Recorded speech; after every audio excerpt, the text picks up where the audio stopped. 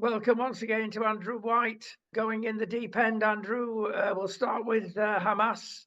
And we're starting to say and realize maybe the naivety of people in regards to what is really happening on the ground in Israel.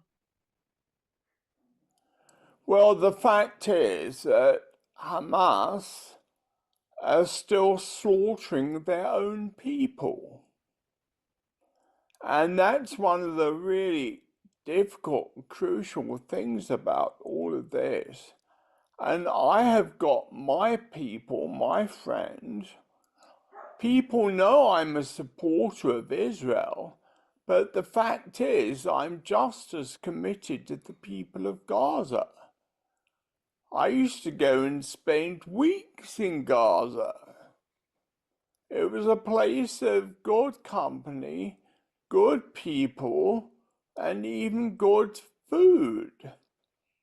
And one of my greatest friends there was a wonderful man called Sheikh Imad Faluji. Now, Imad Faluji was one of the founders of Hamas. And yet he totally crossed over to be, as we would say in Israel, a true peacenik. And he is saying that the battle is horrendous and it's Hamas killing their own people. Yes, they have been very painful Israeli attacks, but when Hamas attacked Israel, that day on the 7th of October will never be forgotten, when more Israelis were killed on that day than in even the Yom Kippur War. And so it's a very painful situation. I love the people of Gaza. And believe it or not, even though it is an Islamic stronghold, there is a faithful little church in Gaza of about 1,000 Christians. And we would always meet together there every Friday and Saturday. And people knew that God was on their side. And people knew that they were surrounded by the evil of the people of Hamas. And despite all the wars and battles, Hamas has stopped its war against Israel, but it has not stopped its war against the Palestinians of Gaza. And what's really tragic now is that we're beginning to see an onslaught against Israel from the Hezbollah in the north. They are now rocketing, attacking Israel from the north. And the terrible thing is that if this doesn't stop soon, Israel's going to be in an all-out war. The third intifada could be round the corner. And they're surrounded, Andrew. And the other thing that a lot of people don't realize, it was less than 2 decades ago when Hamas, by brutal force, took over the Palestinian Gaza. Took over Gaza and they started running Gaza. Yeah. And they still run Gaza to this day. Some unkind, or maybe they're factual, commentators say about the useful idiots, inverted commas, that are supporting Gaza in its present form under Hamas.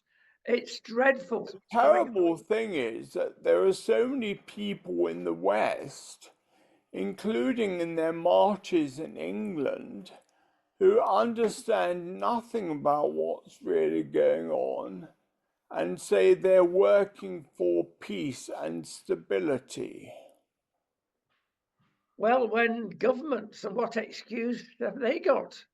Like Spain, where we are here, like Finland, like Ireland, and they are recognizing a terrorist group. It's Yeah, and even like a lot of people in the US. so it's in a mess generally, and the mess is spreading everywhere. The mess is in America because of their election. Our election in the United Kingdom is only a fortnight away. And many people, the majority, in fact, are saying, we don't know who to vote for. Everybody is saying they don't know who to vote for. Well, I can't see how you could contemplate voting for Labour when there will certainly be massive tax hikes. I can't see how you can vote for the Conservatives when they have been such a terrible government for so many years. And I say that as somebody who's always supported the Conservatives. And I know that I will not be able to vote for them in the next election. And the one person I can see to vote for is the one person that everybody hates, Nigel Farage. But at least he says we have got to maintain British integrity. And part of that, he says, is our belief in God. Now, all the others are saying they don't even believe in the Christian God. So he, with all his faults, is saying we believe in God. And I think we should probably give him a chance.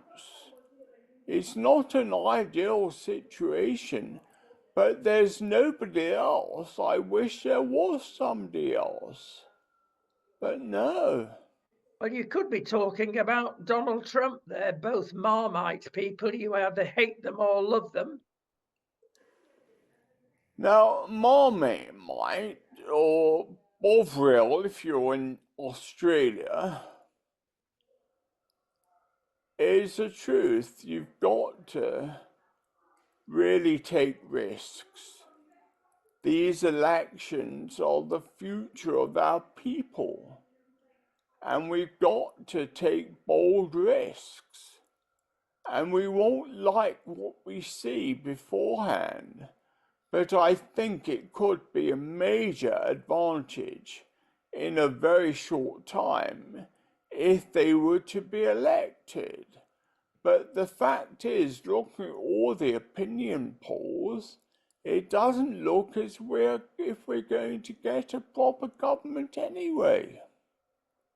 Well, we were discussing this. We've had friends with us for the last 2 or 3 days, and we were discussing over breakfast who to vote for, and nobody saw a way out. And eventually we agreed that we should vote for God.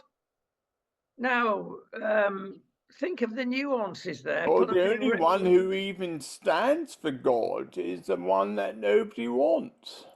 Well, indeed, in the Old Testament, Andrew, there were people that were not seemingly on the side of God, and yet God used that person, even though he was not a believer. Like Nehemiah.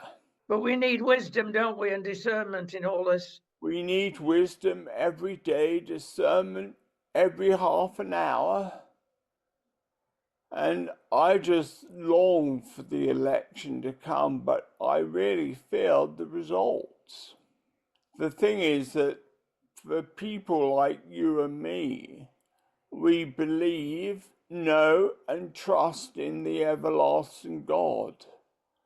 And I was writing my introductory notes this morning, and all I could do was say, Thy kingdom come, thy will be done on earth as it is in heaven. God is the ruler. His kingdom will last forever. And that's the one thing I know. Doesn't matter what we go through. And that's great encouragement and great hope, Andrew. Our God is a God who's ever the same, and he will not disappear, because my God is so strong and so mighty, and never will we leave him. There are times, maybe we're in this, where God withdraws his hand because of the disobedience of his people. And we have seen immense disobedience, literally all around us, and disobedience from the elected leaders. It's quite funny that in Farage's party, you know who one of their leading candidates is? Anne Widdecombe. And Anne Widdecombe was always somebody who would never go down on her faith and practice. Now, we do know Anne, and she is a good soul. She moved over to the Roman Catholic Church a few years ago, but her faith is very strong. So Rightly, many people moved over because the others were also wishy-washy. There's nothing worse than being wishy-washy. We have all got to be strong in our faith and in the power of his might. well, we go back to that difficult verse in Revelations. You are lukewarm, I will spit you out of my mouth. My mouth. So we are reaching an age where the church has got to be strong and mighty. And that is the church I would believe in. Andrew, thank you so much. We've got a lot to look forward to in the next few weeks, and no doubt we'll return to the subject as things develop. And as we know what will happen, we will not give in. The best is yet to come. Bless you, Andrew. I look forward to being with you soon.